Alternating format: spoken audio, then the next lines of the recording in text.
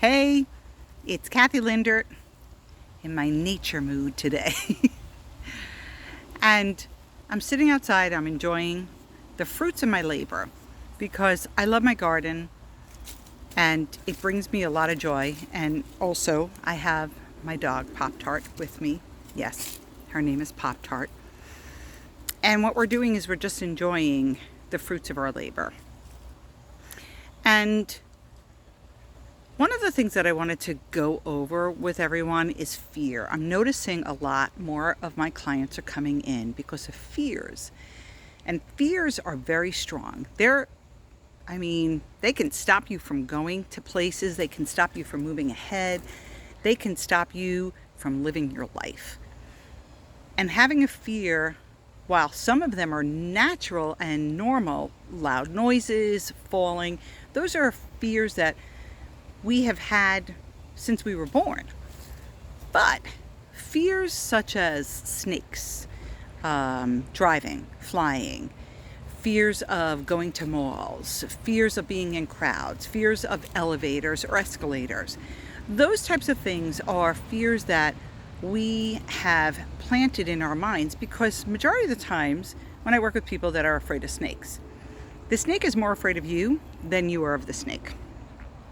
They don't want to be near you because they're afraid. You are a predator.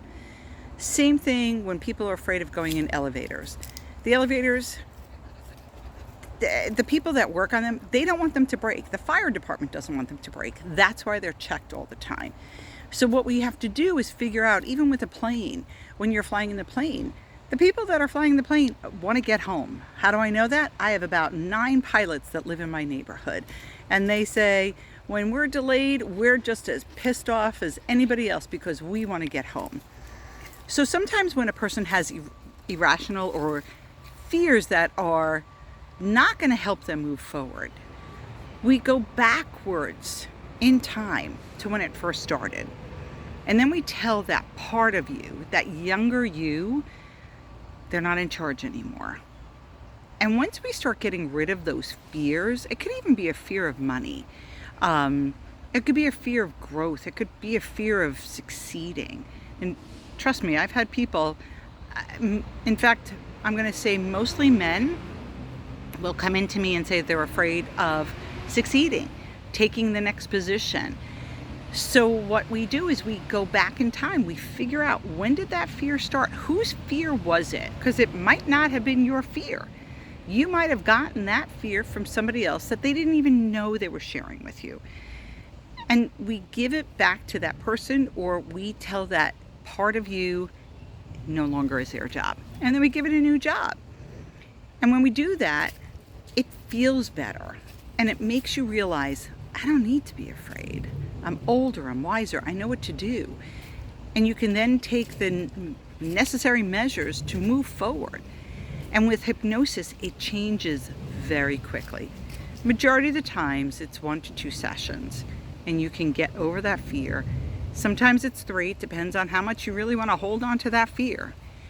But that's what we do. And I enjoy doing that because I had fears of going over bridges. I knew when it started, and that little girl in me just would not give it up, because she just wasn't sure what to do. There was no other job to give her. And as soon as I gave her a job, it was amazing how that fear just went boom. And now I drive over bridges. There's one bridge I still haven't driven over, but I no longer live in New York and New Jersey. And that's the Delaware Water Gap Bridge, the really big one. But one day I will. And I'm going to do it to prove to myself that I can. So, while you enjoy all of the wonderful fruits of your labor and sit outside and enjoy these wonderful days in August, know that, start thinking about, what fears do I want to get rid of? When did they start? Why do I need them? What benefit is it giving? And then let me help you to get rid of it.